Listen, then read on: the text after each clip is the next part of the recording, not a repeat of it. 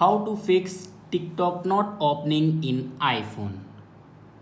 So let's start the video. First of all, open App Store and then search here TikTok.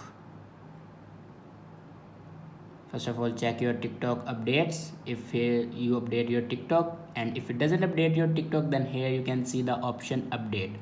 After update your TikTok, your problem will be fixed. If it doesn't fix your problem, then open your settings and click on general and then click on software update. Click on iPhone storage. Now click on TikTok and here you can offload your TikTok app.